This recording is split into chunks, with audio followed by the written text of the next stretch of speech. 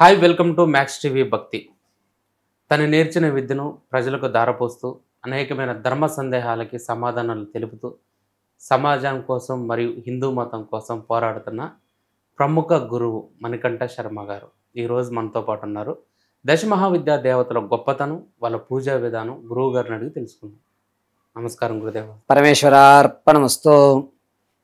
గురుదేవ, దశమహావిద్యా దేవతల్లో త్రిపుర భైరవి దేవి గురించి, అమ్మవారి ఉపాసన గురించి, అమ్మవారిని ఉపాసన చేయటం వల్ల ఆ సాధకుడికి కలిగే మేలు గురించి చెప్పరా?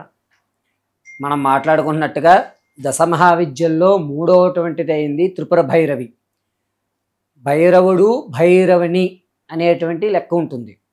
మీకు రుద్రపారాయణలో వస్తే పశుపతయే నమః, పశుపతదేవస్య పత్నే నమః, ఈశ్వరాదేవాయ నమః, ఈశ్వరస్య దేవస్య పత్నే నమః, అలాగా పత్ని సంమోహంతో ఉన్నటువంటిది త్రిపుర భైరవి. మామూలుగా మనం కాలభైరవుడు అని ఏ విధంగా అయితే కొలుస్తామో అదేవిధంగా దశమహావిద్యల్లో రాత్రివేళ చేసేటువంటి అమ్మవారు త్రిపుర భైరవి అని అంటారు. కుక్క ఏ విధంగా అయితే యజమాని పట్ల ప్రేమ విశ్వాసంతో అయితే ఉండి తన దగ్గరికి ఎవరన్నా యజమాని ఇబ్బంది పెట్టేటట్టయితే తను గాయపరుస్తూ, ఒకవేళ ఏదన్నా చెడు ఆత్మలు కానీ చెడు ప్రయోగాలు కానీ వస్తున్నప్పుడు వింతగా అరుస్తూ, అంటే రాత్రి వేళ కుక్కలు వేరే శబ్దాలతో అరుస్తుంటాయి, ఇలా అరుస్తూ తన యజమాన్ని సర్వము రక్షించుకునే ఏ విధంగా అయితే ఉంటుందో అదేవిధంగా ఇక్కడ భైరవని అనే అమ్మవారిని మనం ధ్యానం చేయడం వల్ల మన స్థితిగతులు మారడంతో పాటుగా మనం ఎదుటివారిని ఏ ఇబ్బందులు లేకుండా మన చుట్టూ తిప్పించుకునేటువంటి అవకాశం ఏర్పడుతుంది. ఇక నమ్మిన బంటు అనేటువంటి విధానం అంటారు సరే, ఆ విధానాన్ని ఇవ్వాలి అంటే త్రిపుర భైరవుని కొలుస్తూ ఉంటారు. ఏ పనైనా సరే చేసి పెట్టేటువంటి అమ్మవారు. ఈ అమ్మవారి సాధన అనేటువంటిది నిశరాత్రి 12 గంటల 38 నిమిషములకు ప్రారంభం చేసుకుని 2 గంటల 14 నిమిషాల వరకు కూడా సాధన చేయాలి.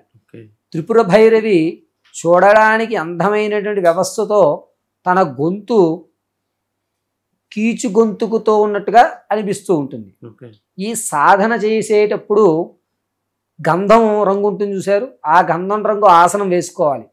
చందనం మొక్కని దగ్గర పెట్టుకోవాలి, ఎప్పుడు చందనం వాసన వస్తూ ఉండాలి. దాంతోపాటుగా ఎర్రటి చందనాలతో చేసిన పూసల మాల ఉంటాయి, చందనమాలలు, వాటితో జపం ఆచరించాలి. ఉదయము, సాయంత్రము, మధ్యాహ్నము 3 పూట్ల కూడా బ్రష్ చేసుకోవాలి, టంగ్ క్లీన్ చేసుకోవాలి ఈ భైరవి మంత్రం ఉన్నప్పుడు. దీని సాధనకి 21 రోజులు సమయం పడుతుంది. సాధకుడు అమ్మవారు నాకు కావాలి అని ఖచ్చితంగా కూర్చుంటే 11 రోజుల్లో కూడా వస్తుంది. తక్కువ టైంలో మనం అమ్మవారిని మన యొక్క ప్రసాదం చేసుకోవడానికి, ప్రసన్నం చేసుకోవడానికి చాలా తక్కువ వ్యవధిలో అయ్యేటువంటి అమ్మవారు త్రిపుర భైరవి చెప్తాం. మామూలుగా భైరవుడి దగ్గర ఒకసారికి 8 మంది భైరవులు చెప్తారు, అష్టభైరవుడు. ఈ భైరవుడు పూర్తయితే కానీ భైరవుని చేయడానికి ఉండదు, కాలభైరవుడిని చేయడానికి ఉండదు. నేరుగా నేను కాలభైరవుని చేస్తానంటే కుదరదు.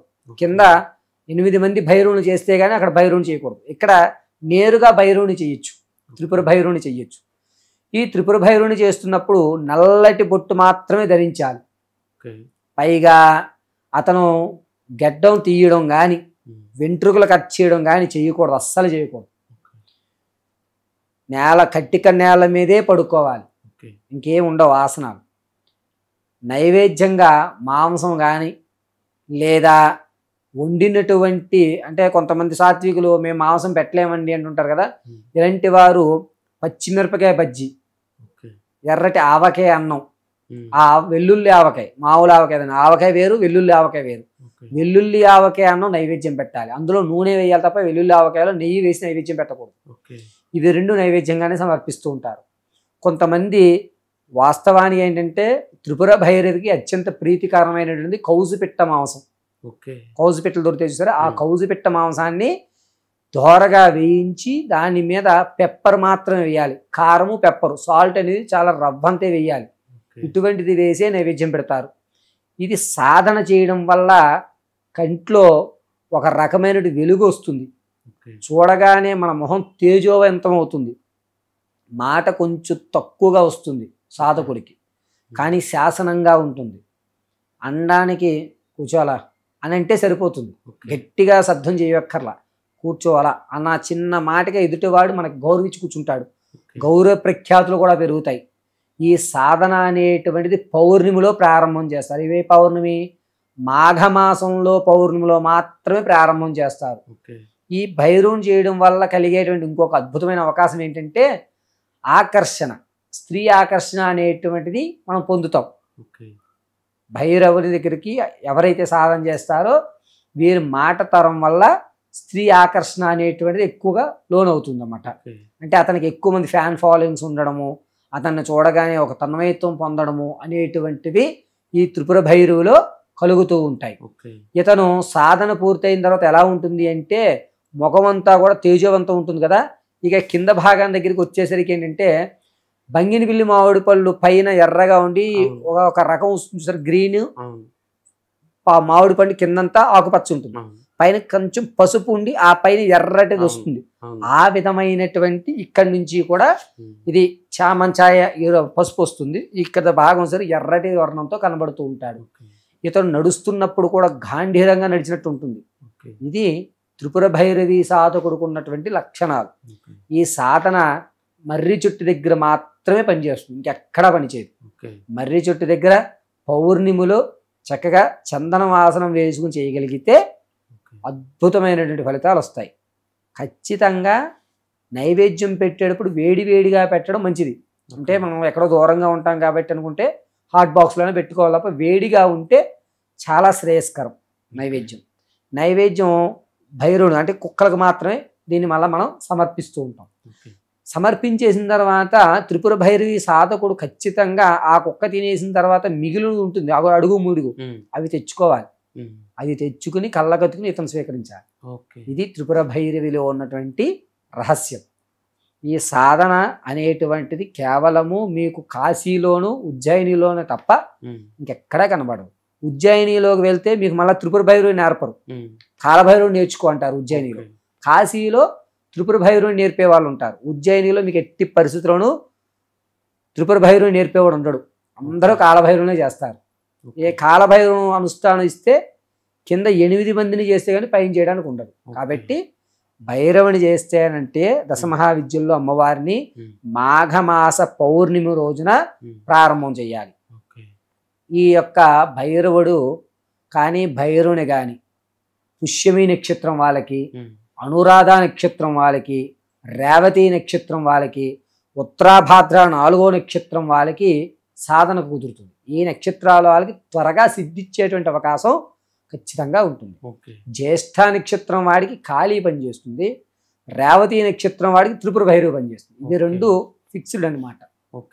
అమ్మవారి పేరే చాలా ఉగ్ర స్వరూపంగా కానొస్తుంది గురుదేవ. అమ్మవారి సాధకుడికి దర్శనం ఇచ్చినప్పుడు భయభ్రాంతులకు గురవటం కానీ, సాధనను మధ్యలో వదిలేసినప్పుడు ఎలాంటి దుష్ఫలితాలు కానీ ఉంటాయా? సాధన చేస్తున్నప్పుడు ఏమవుతుంది అంటే ఇంతకు ముందు వీడియోలోనే మీకు చెప్పాను, నేనే సాధన చేస్తున్నప్పుడు ఒక కుక్క వచ్చి నాకడం మొదలుపెట్టింది అండి. భయం వేసిందని. గురువు లేకపోతే ఇక్కడ ఏమవుతుందంటే కుక్కల అరుపులు విని సాధకుడికి ముందు వెన్నులోంచి భయం వచ్చేస్తుంది. ఎందుకంటే ఇక్కడ కుక్క అనేటువంటిది కానీ లేకపోతే మన దగ్గరికి వచ్చి వాసన చూడటం ఉండదు, మన చుట్టూ భౌ అని ఒక రకంగా అరుస్తాయి. ఆ అరుపు శబ్దాలకే కాస్త మనం భయపడిపోతాం. తర్వాత అమ్మవారిని చూడడం చాలామంది అండి మీరు అడిగిన ప్రశ్నలకి సమాధానం అంటే అమ్మవారు నిదర్శనంగా కనబడుతుందా అంటే అమ్మవారిని చూసే అంత ధైర్యం నాకు తెలిసి భూమి మీద ఎవరికీ లేదు. ఎందుకు అంటే కేవలము ఆ వైబ్రేషన్ పట్టుకుంటేనే మనం గొప్పవాళ్ళం అవుతాం. అర్థమైందండి. ఆది శంకరాచార్యులు కానీ, నడిచే దైవమైనటువంటి సరస్వతీనందన స్వాములు కానీ ఎవరన్నా సరే అమ్మవారి యొక్క వైబ్రేషన్స్ యుక్తానికే మహాభావులు అయ్యారు. మనం తెల్లవారు లేస్తే అవసరార్థం ధనమార్థం ఏదో ఒక అబద్ధం ఆడవలసి వస్తుంది, కానీ అమ్మవారిని మనం చూడగలం అనేటువంటిది కష్టం. కానీ వైబ్రేషన్స్ ఖచ్చితంగా కలుగుతాయి. నీవు కూడా నేను ఉన్నాను అని వినికిడైతే వినబడుతుంది తప్ప చాలామంది నాకు చాలా కాల్సి వస్తుంది నేను అమ్మవారిని చూశానండి కళ్ళలో నాకు కనబడిందండి, అది కేవలము భ్రాంతి. మీకు అమ్మవారు వాయిస్ వినబడుతుంది. మానవ జన్మలో మీరు ఎంత సాధన చేసినా మీకు కనబడేది కేవలము ఆవిడ యొక్క ఆర్ఆర్ అంటే ఒక తేజస్సు, ఆవిడ వాయిస్ వినబడుతుంది. ఈ అమ్మవారు సాధన చేసిన తర్వాత అమ్మవారు మనం చెప్పినట్టు మనకు కావాల్సిన పనులు నెరవేరుస్తుందా? ఇది ఒక అపోహలాగా ఉంది. దశమహా విద్యలు నేర్చిన ఎవరైనా సాధకుడు అమ్మవారులే ఆ సాధకుడి యొక్క పనులు చేసి పెడతారని ఒక అపోహ. ఇది నిజమా? ఏ అమ్మవారు ఎవరు కూడా చేసి పెట్టరండి. హ్మ్. ఆవిడ మనకి కావలసినటువంటి విషయాలన్నిటినీ ఎదురు తెరిచిపెడతారు. ఓకే. అది మనం అందుకునే విధంగా పెడతారు. అంటే మీకు ఉదాహరణగా చెప్పాలి అంటే, పిల్లవాడు ఆకలితో ఇంటికి వచ్చిన తర్వాత అందరూ ఏంటంటే, అమ్మ అన్నం పెట్టి అన్నాం అనుకోండి, ఏమంటారు? తెచ్చి పెడుతుంది అమ్మ. అవును. లేకపోతే ఏమంటే, అమ్మ ఏదో పనిలో ఉందనుకుని ఏమంటుంది? పెట్టుకోరా అక్కడ ఉన్నాయి టేబుల్ మీద అంటుంది. అవును. అదే మీరు వచ్చినప్పుడు, అమ్మ బాగా ఆకలి వేస్తుంది అన్నం పెట్టంటే, ఆవిడ ఏ పనిలో ఉన్నా పని ఆపుకుని పెడుతుంది. ఇక్కడ మీరు ఏం చెప్పారు? బాగా ఆకలి అనే వర్డ్ అక్కడ మెన్షన్ చేశారు. అవును. అప్పుడు ఆవిడ వచ్చి తీసి పెడుతుంది. ఇక్కడ నేను చాలా కష్టంలో ఉన్నానమ్మా అని మీరు ఎప్పుడైతే సాధన చేస్తారో, అమ్మవారి యొక్క వైబ్రేషన్స్ వల్ల మీ పనులన్నీ కూడా ఎదురొచ్చి జరుగుతాయి. ఓకే. అర్థమైందండి? ఎదురు. హ్మ్. ఇప్పుడు మీరు ఒక ₹1,00,000 కావాలి, ఓకే. ఎవరిస్తారని చూస్తున్నారు. హ్మ్. అమ్మా నాకు ఈ పరిస్థితి ఉందమ్మా అనగానే పక్కింటి ఆయన ఎదురింటి ఆయన ఇగో ₹1,00,000 ఉంచండి మళ్ళీ తర్వాత ఇద్దరు కానీ ఇస్తారు. ఓకే. ఇలా నా వైబ్రేషన్స్ మాత్రం ఏర్పడుతూ ఉంటాయి. ఓకే.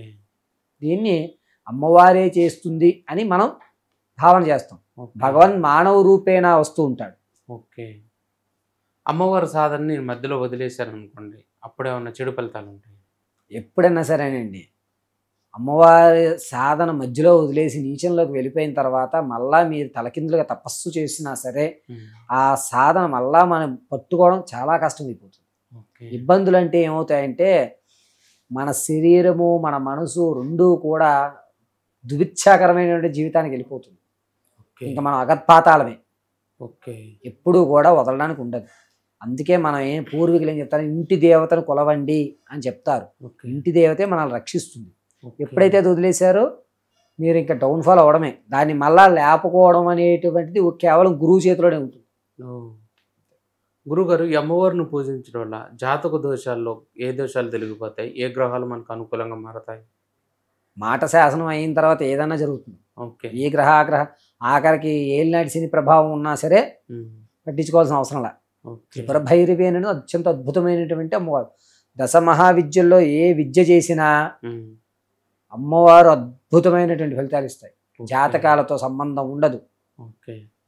తేజవంతంగా ఉంటుంది. అతని మాటే శాసనాలు అవుతాయి. చాలా చక్కగా చెప్పారు గురుదేవ. పరమేశ్వరార్పణమస్తు.